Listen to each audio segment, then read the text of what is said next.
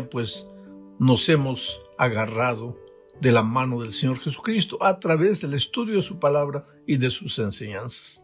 El propósito de las lecciones que estudiamos este trimestre fue enseñarnos cómo estudiar la Biblia de una manera correcta. Aprendimos que no basta leer un versículo y crear una idea solo con ese versículo, sino que es necesario leer el contexto para tener una idea correcta de lo que el escritor bíblico quería decir. Aprendimos también que en el estudio del contexto debemos conocer la cultura de las personas en el momento en que el texto fue escrito originalmente, y que además debemos ver el significado de las palabras dentro del idioma que fue usado por el escritor. Pero esta semana veremos que de nada o de poco vale el estudio de la Biblia si los frutos no aparecen en nuestra vida. Al final de cuentas, el propósito de la Biblia no es informativo, sino transformativo. De nada vale que la información entre a mi cabeza si mi vida no cambia, si mi carácter no cambia, si mi manera de hacer las cosas no cambia. No basta saber, hay que vivir lo que sabemos. Y aquí, una vez más, entra el trabajo del Espíritu Santo. El Espíritu Santo inspiró a los escritores bíblicos. El Espíritu Santo en realidad genera en nosotros el deseo de buscar a Dios, el deseo de buscar su palabra. Y cuando estudiamos la Biblia, el Espíritu Santo trabaja en nuestra mente para no hacer interpretaciones incorrectas del texto, sino para entender lo que Dios nos está diciendo, y después el Espíritu actúa en nuestra vida ayudándonos a caminar dentro de las enseñanzas del Maestro. Empecemos leyendo Filipenses capítulo 2 versículos 13 al 16. Antes de comentar este texto, debo decir que en este texto que vamos a leer hay 4 pensamientos claves. El primero es que solo el Espíritu Santo puede llevarnos a vivir el Evangelio. Segundo pensamiento, si realmente la palabra produce frutos en nuestra vida, pues entonces debemos vivir sin murmuraciones ni contiendas. Tercer pensamiento, esta es la única manera de ser luz en medio de las tinieblas.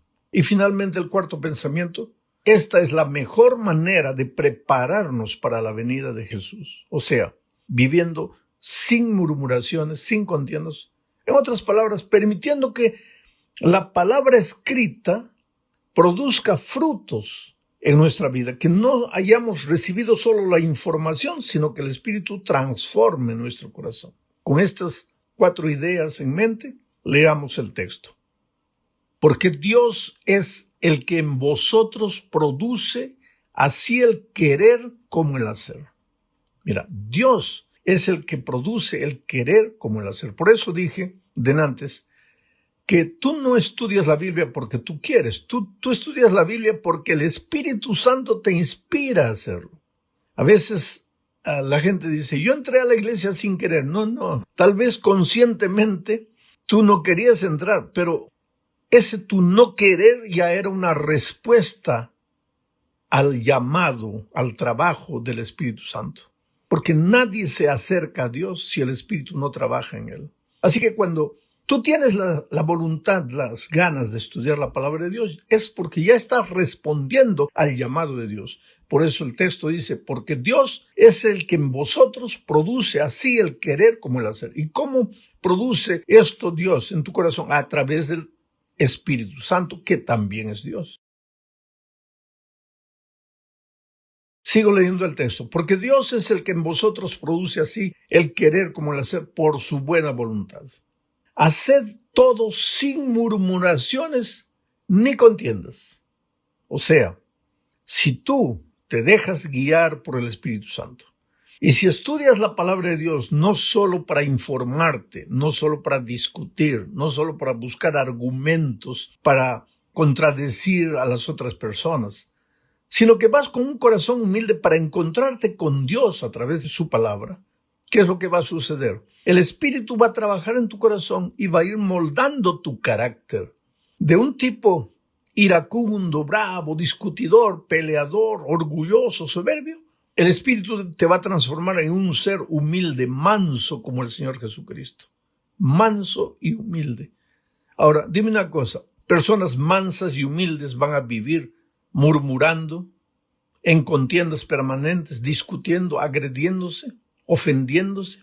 Una persona que realmente es sincera y estudia la palabra de Dios y se deja transformar por el Espíritu Santo, ¿es capaz de entrar al Internet y agredir a las otras personas? ¿Qué Espíritu Santo trabaja en el corazón de una persona? ¿Qué sinceridad hay en el corazón de una persona así? Quiere decir, el mejor argumento de que has encontrado la verdad y has encontrado la palabra de Dios es la transformación que el Espíritu genera en tu corazón. Si tú realmente has conocido la palabra y estás estudiando la palabra, cada día debes asemejarte más al Señor Jesucristo. Sigo leyendo el texto desde el inicio. Porque Dios es el que en vosotros produce así el querer como el hacer por su buena voluntad. Haced todo sin murmuraciones y contiendas, para que seáis irreprensibles y sencillos hijos de Dios, sin mancha en medio de una generación maligna y perversa, en medio de la cual resplandecéis como luminares en el mundo. Aquí está el resultado. Cuando tú estudias la palabra de Dios y el Espíritu transforma tu corazón y tu carácter cambia, tu manera de ser cambia, ¿qué va a suceder? En el barrio donde vives, en la ciudad donde vives, en la comunidad donde te mueves, las personas se van a dar cuenta que tú no has cambiado de religión, sino que has cambiado de vida. No es que has salido de una iglesia y te has ido para la otra iglesia, sino que tu vida es completamente diferente. Eres un luminar en el mundo. ¿Por qué? Vives de una manera sencilla, sin mancha, en medio de una generación maligna y perversa. Es por eso que yo siempre digo, y mucha gente a veces yo temo que no me entiende, el asunto no es cambiar de religión, el asunto es cambiar de vida. El asunto no es yo creía antes así y ahora creo así. ¿De qué vale lo que crees si eso no se traduce en mansedumbre, en humildad? Cuando caminas en la calle, la gente ve que dentro de ti hay algo especial.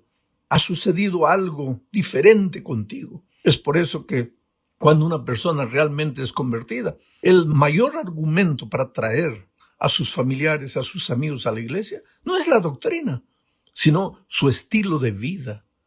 Cuando tú eras un hombre malo, hablabas feo, agredías, discutías, criticabas, pero ahora fuiste transformado por Jesús, la propia gente te va a preguntar, ¿pero qué te pasó? Y ahí vas a tener la oportunidad de hablarle de Jesús, de presentarle la Biblia y presentarle todo el cuerpo doctrinal, pero eso como un resultado de la transformación que Jesús hizo en tu vida.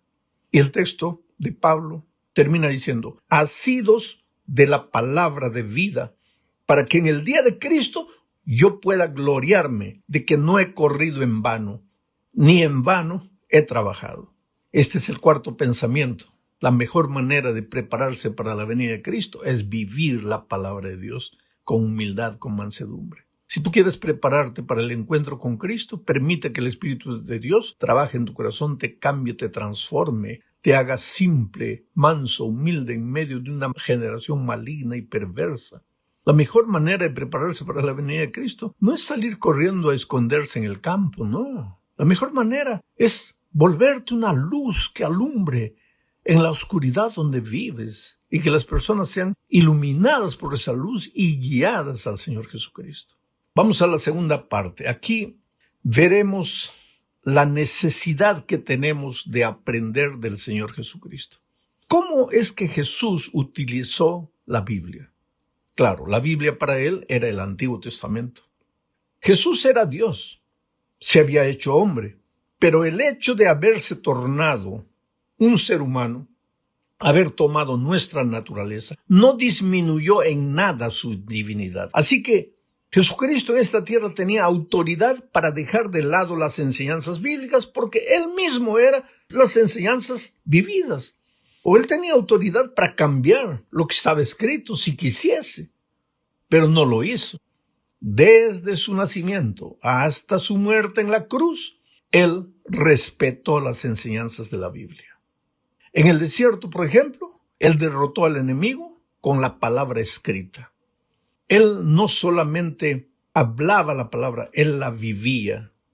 El diablo no pudo derrotar a Jesucristo porque él conocía la palabra de Dios en el contexto. El diablo vino a Jesucristo con versículos de la Biblia, pero sacados de su contexto.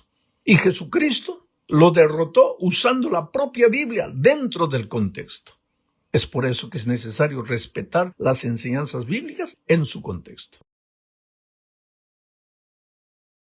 Más tarde, en su primer sermón, que no fue el sermón de la montaña, Lucas 4:16, dice que él comenzó su ministerio un sábado en Capernaum. Entró a la sinagoga y se levantó y leyó las Escrituras. En su primer sermón, en su primer mensaje, él podría haber dicho, bueno, yo estoy aquí y pues soy Dios hecho hombre y esta es la voluntad de mi Padre. Podría haber dicho perfectamente, pero no. Él tomó la Biblia, abrió un texto del profeta Isaías y lo leyó y después lo interpretó. Y al interpretar dijo que las Escrituras estaban hablando de él. O sea, él se levantó a leer la Biblia antes de predicar.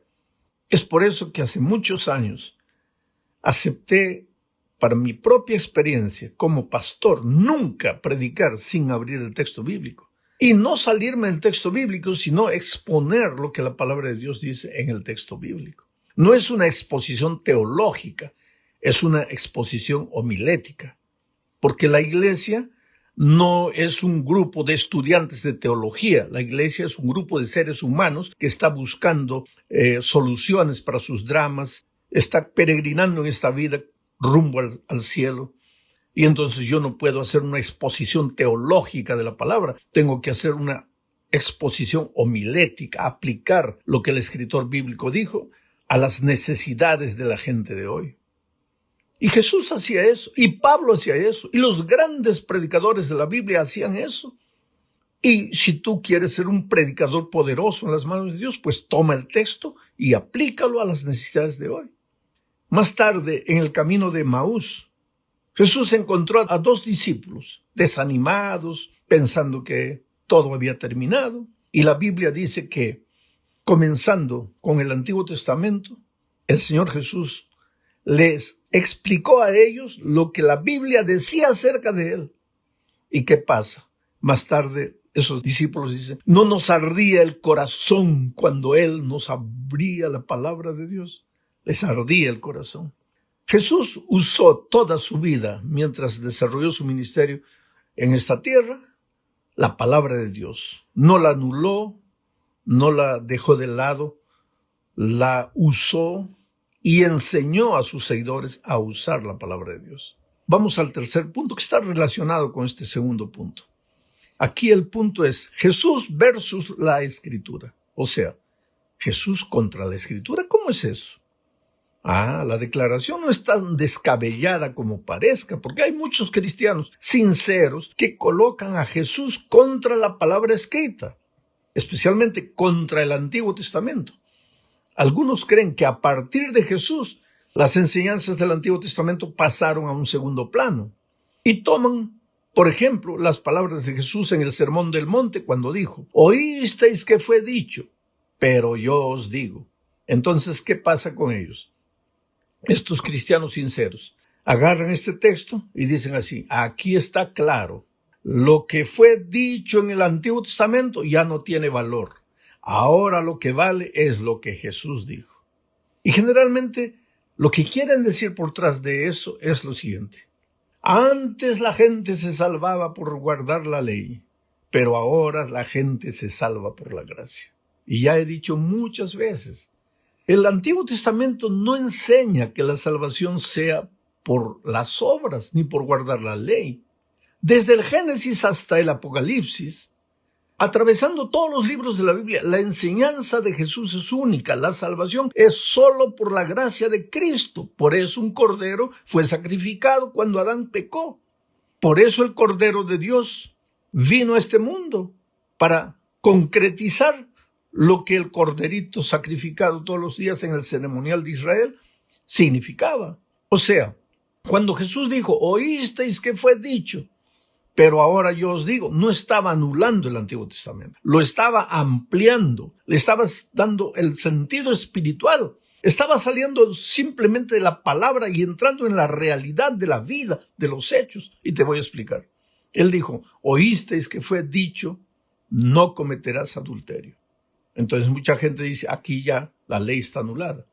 Pero entonces él dice, pero ahora yo os digo, cualquiera que mirare a una mujer para codiciarla, ya cometió adulterio. Ahora yo te digo una cosa. ¿Qué decía la ley del Antiguo Testamento? No cometerás adulterio. ¿Y qué dice la ley del Nuevo Testamento, si tú quieres llamarle así? Ni siquiera mires a una mujer para codiciarla en tu corazón, porque ya habrás cometido adulterio. O sea, yo siempre digo en ton de broma, no es mejor que te quedes con la ley del Antiguo Testamento, que no te prohíbe siquiera pensar. Es mucho peor caer en la ley del Nuevo Testamento, donde Jesús amplía y le da significado espiritual para que no te quedes limitado a la letra. Y te dice, ahora, antes se decía, no cometerás adulterio. Ahora yo te digo, ni siquiera pienses, ni siquiera mires a una mujer para codiciarla. Quiere decir, Jesús no anuló las enseñanzas del Antiguo Testamento. No puedes colocar a Cristo contra el Antiguo Testamento. Él vino, Él vivió el Evangelio, Él amplió la palabra de Dios. Y en Juan 5, 45 al 47 dice, no penséis que yo voy a acusaros delante del Padre. Hay quien os acusa, Moisés, en quien tenéis vuestra esperanza. Porque si creyeseis a Moisés, me creeríais a mí, porque de mí escribió él. Pero si no creéis a sus escritos, refiriéndose a Moisés, ¿cómo creeréis a mis palabras? O sea, aquí está claro, el propio Señor Jesucristo dijo, entre Moisés y yo no hay contradicción. Ahora, si tú no crees a Moisés, ¿cómo vas a creerme a mí? Esto es interesantísimo. Hablemos ahora del tiempo que es necesario pasar en el estudio de la palabra de Dios. Esta es la cuarta parte. Oh querido, la palabra de Dios solo tiene sentido, solo tiene valor cuando tú la estudias. Y no estoy hablando de estudiarla en grupo, en un grupo pequeño, en la iglesia, y ni siquiera en el culto familiar. El estudio de la palabra de Dios tiene valor en todas esas circunstancias. Pero yo estoy hablando del estudio personal. Tienes que debruçarte en la palabra de Dios. Tienes que abrir la Biblia cada día y en tu corazón decirle a Dios, Señor, este día es desconocido para mí, yo no sé lo que va a suceder. Yo necesito que tú me guíes. Y entonces abres la palabra de Dios para encontrar las respuestas.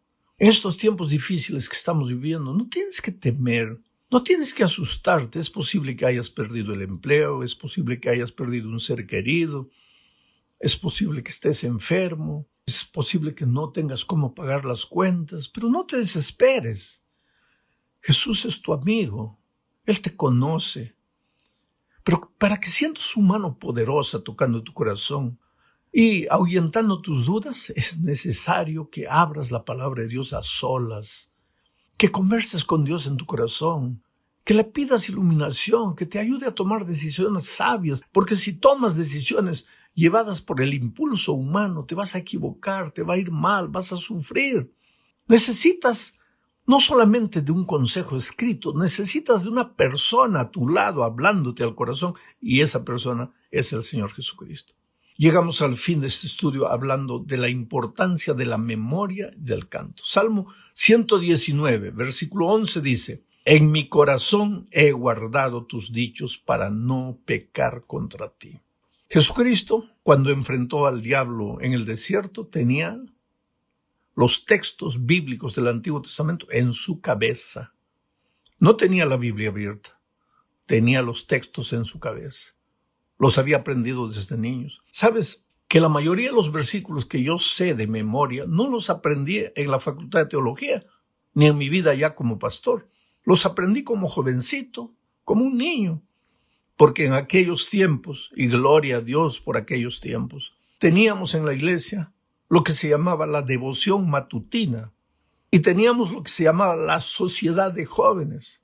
Y cada sábado en la sociedad de jóvenes, una parte de las actividades era que todos deberíamos repetir de memoria los versículos de la devoción matutina, los 7 versículos de la semana. Y fue así que yo memoricé tantos versículos que hoy en mi vida de pastor me ayudan.